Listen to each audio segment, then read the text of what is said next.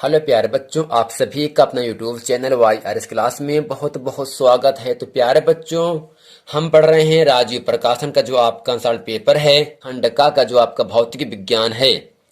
इसमें हम जितने भी बहुविकल्पी और अतिलघुत्तरी के प्रश्न हैं उन सभी प्रश्नों को अच्छे तरीके से हम बताएंगे।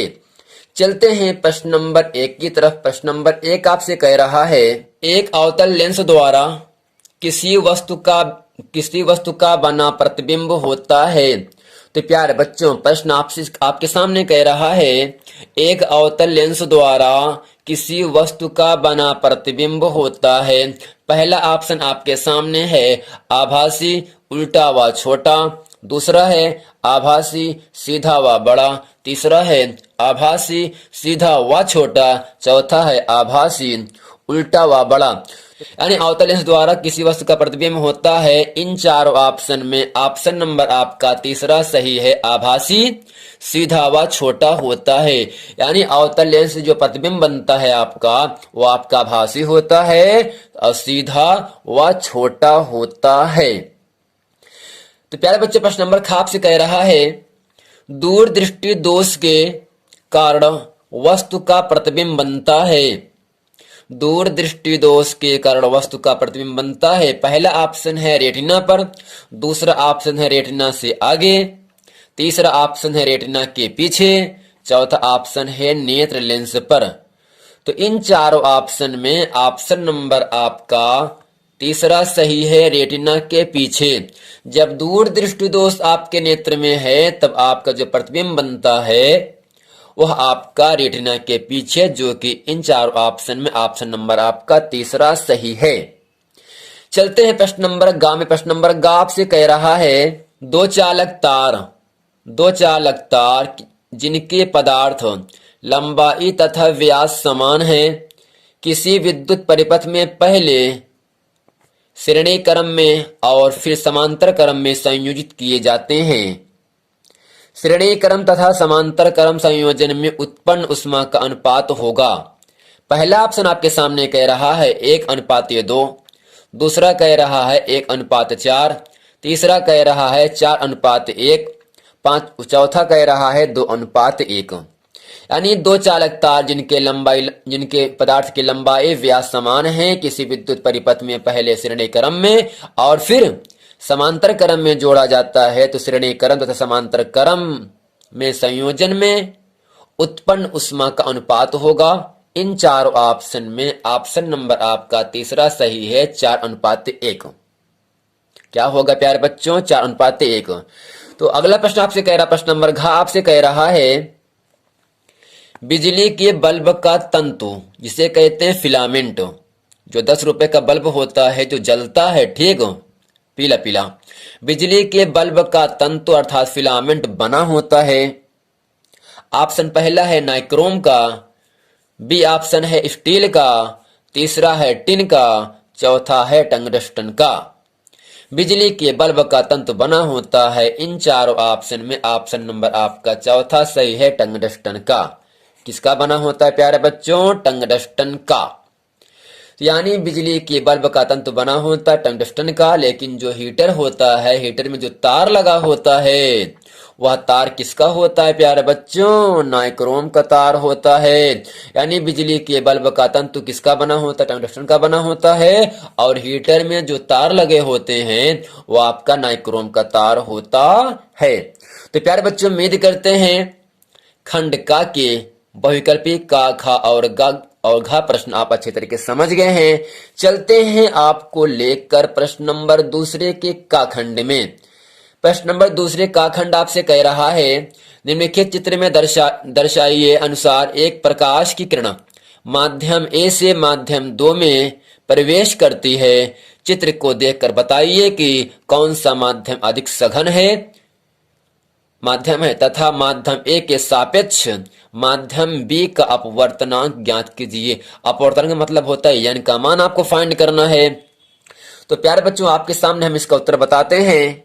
तो प्यारे बच्चों, यहाँ आपसे कह रहा फिगर में कौन सा माध्यम सघन है, माध्यम ए सघन है कि माध्यम बी सघन है।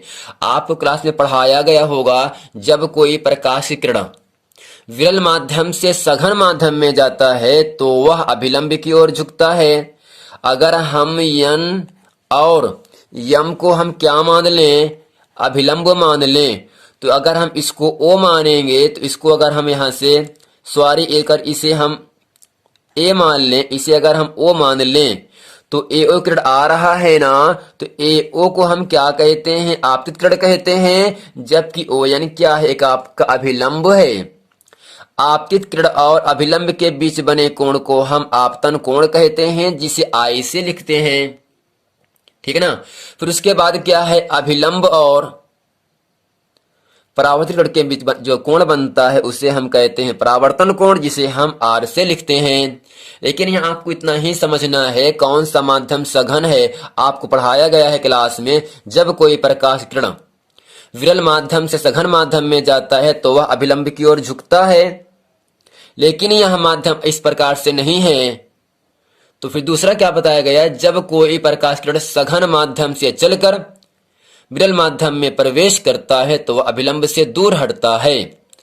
तो जो आपका एओ किरण है इसे जाना चाहिए सीधे, जिस प्रकार से हम निशान लगाए हैं डॉट डॉट का, ऐसे जाना चाहिए। लेकिन ये अभिलंब जो ओबी है, ओबी के दाएं तरफ भाग जा रहा है, अर्थात जो माध्यम ए है वो आपका माध्यम सघन माध्यम है। अगर यही जो आपका ये किरण जो सामने आपकी गई, अगर ये अभिलंब की ओर होता तो माध्यम ए क्या होता, आपका विरल माध्यम होता। लेकिन जो एओ किरण है ये सीधी जाने के बजाय ये इस पर क्या है, अभिलंब से दूर भाग रहा है। अगर कोई किरण अभिलंब से दूर भागता है तो जिस माध्यम से निकलता हुआ माध्यम आपका सघन माध्यम होता है, और जिस माध्यम में प्रवेश करता है वह माध्यम आपका विरल माध्यम होता है। तो प्यारे बच्चों, जो माध्यम आपका ए है वो माध्यम कैसा है, कि आपका सघन माध्यम है। तो इसमें आपसे इतना ही कह रहा है, इसमें आपका अपवर्तनांक यानी यन का मान फाइंड करना है। इसमें हम आपको कैसे बताएंगे, आपको याद होगा तो यन ओ, अगर इसको हम पी मान लें तो यन ओ पी क्या होगा, आपका पूरा पूरा एंगल कितने का बनता है, 90 अंश बनता है ना। आपको पढ़ाया गया है आपतित किरण और अभिलंब के बीच बने कोण को हम आपतन कोण कहते हैं, जिसे हम आई से लिखते हैं।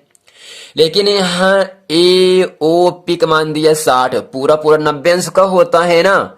जब पूरा 90 अंश का होता है तो 60 को हटाओ, हमें ये एंगल मालूम करना है, अर्थात यहाँ से जो आपतन कोण है वो कितना मान होगा।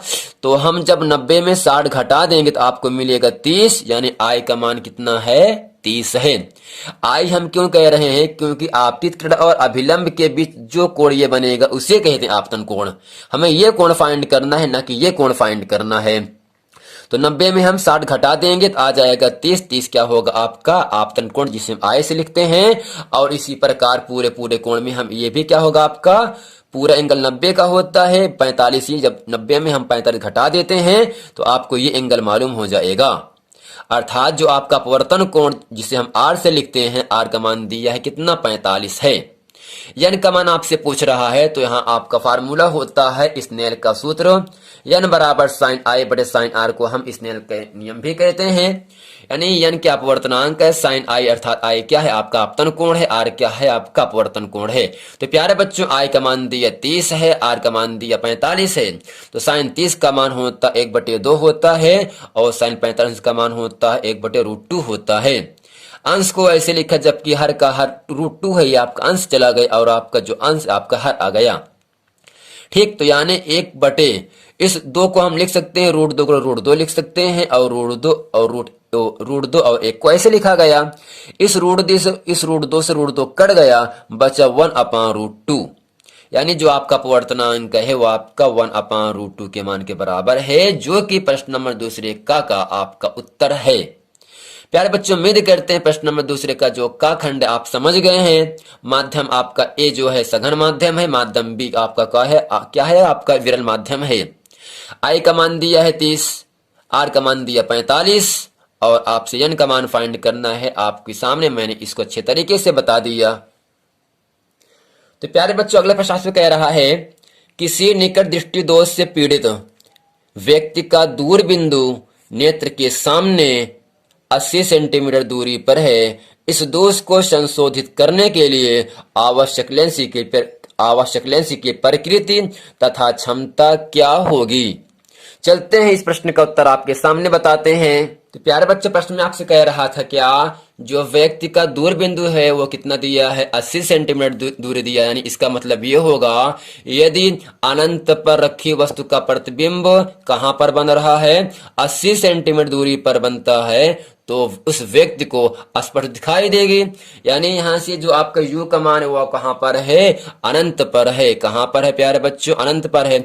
जबकि जो v का मान कितना दिया है, एक आपका 80 सेंटीमीटर दूरी पर क्या बन रहा है, उसका प्रतिबिंब बन रहा है। यानी u का मान हो गया माइनस अनंत हो गया, जबकि v का मान हो गया माइनस 80 हो गया। तो लेंस के सूत्र से फार्मूला होता है 1/f बराबर 1/v माइनस 1/u। 1/f बराबर 1/v का मान 80 दिया है, माइनस u का मान माइनस इन्फिनिटी दिया है, यानी माइनस ऊपर चला गया 1/80, माइनस माइनस प्लस हो गया 1/इन्फिनिटी आ गया।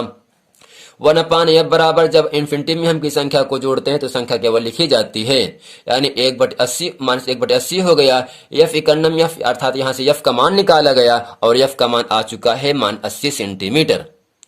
यानी अगर f का मान निगेटिव है तो उस व्यक्ति को अवतल लेंस का प्रयोग करना चाहिए। अगर f का मान धन में होता तो उस व्यक्ति को उत्तल लेंस की उपयोग करना पड़ता। बट यहाँ जो आपका f है, f का मान 80 सेंटीमीटर है। अगर f का मान निगेटिव है, ऋण में है, तो उस आदमी को, उस व्यक्ति को अवतल लेंस का प्रयोग करना चाहिए। लेकिन इसके बाद आपसे फिर कह रहा था लेंस की क्षमता क्या होगी। तो प्यारे बच्चों बताओ, जो फोकस दूरी है वो सेंटीमीटर में है ना, तो लेंस की क्षमता का फार्मूला होता है P बराबर 100/f, जहां f क्या है, उसकी फोकस दूरी है। यदि f का मान सेंटीमीटर में है तब फार्मूला 100/f होता है। अगर f का मान मीटर में है तब लेंस की क्षमता P बराबर होता है 1/f मीटर। अगर अंश में 100 है, हर में f है, तो f वाला मान किस में होगा, सेंटीमीटर में होगा। तो 100 को 100 लिखा गया, जबकि f का मान आपके सामने माइनस 80 लिखा है। दोनों संख्या 20 से काट दिया, 20 चौक 80, 20 पंचे 100, यानी 5/-4 कितना आ गया, 5/-4 आ गया। जब 5 में हम 4 से भाग करेंगे तो माइनस 1.25, अर्थात जो आपकी लेंस की क्षमता है 1.25, और लेंस की क्षमता का मात्रक होता है डायोप्टर। क्या होता है, डायोप्टर होता है। तो प्यारे बच्चों, उम्मीद करते हैं प्रश्न नंबर 2 से खा खंड आप समझ गए हैं। चलते हैं प्रश्न नंबर ग में। प्यारे बच्चों, प्रश्न नंबर ग से कह रहा है तारे क्यों टिमटिमाते हैं, तारे स्टार क्यों टिमटिमाते हैं। चलते हैं इस प्रश्न का उत्तर आपके सामने बताते हैं। तो प्यारे बच्चों, प्रश्न कह रहा है तारे क्यों टिमटिमाते हैं, तो इसका उत्तर आपके सामने है। वायुमंडलीय अपवर्तन के कारण तारे टिमटिमाते हुए प्रतीत होते हैं। तारे क्यों टिमटिमाते हैं, वायुमंडलीय अपवर्तन के कारण। तारे क्यों टिमटिमाते हैं प्यारे बच्चों, आपसे अगर कोई पूछे तारे क्यों टिमटिमाते हैं तो आप बता देना वायुमंडलीय अपवर्तन के कारण तारे टिमटिमाते हुए प्रतीत होती हैं। फिर इसमें हम लिखेंगे वायुमंडल का अपवर्तनांक लगातार बदलता रहता है, जिससे तारे का प्रकाश यानी रोशनी पृथ्वी पर पहुंचने तक अपवर्तित होता रहता है, अर्थात चेंज होता रहता है, जिससे आंखों में, नेत्र में प्रवेश करने वाले आने वाले तारों के प्रकाश की मात्रा झिलमिलाती रहती है, जिसके कारण कोई तारा कभी चमकीला दिखाई देता है तो कभी धुंधला दिखाई देता है। तारे क्यों टिमटिमाते हैं प्यारे बच्चों, वायुमंडलीय अपवर्तन के कारण तारे टिमटिमाते हुए प्रतीत होते हैं। वायुमंडल का अपवर्तनांक लगातार हर समय हर क्षण बदलता रहता है, जिससे तारे का प्रकाश पृथ्वी पर पहुंचने तक अपवर्तित होता रहता है, जिससे आंखों में प्रवेश करने वाले तारों की प्रकाश की मात्रा झिलमिलाती रहती है। किसके कारण, अपवर्तनांक के कारण, जिसके कारण कोई तारा कभी चमकीला दिखाई देता है तो कभी धुंधला दिखाई देता है। तो प्यारे बच्चों, उम्मीद करते हैं ये पूरा प्रश्न वीडियो आपको बहुत अच्छे तरीके से समझ में आया है। अगर वीडियो समझ में आया तो वीडियो को लाइक करें और हमारे चैनल YRS क्लास को सब्सक्राइब करें। यदि आप इस चैनल पर नए हैं तो आप ज़रूर इसे सब्सक्राइब कर लें ताकि आने वाला वीडियो आप तक आसानी से पहुंचता रहे। मिलते हैं अगले वीडियो में, तब तक के लिए थैंक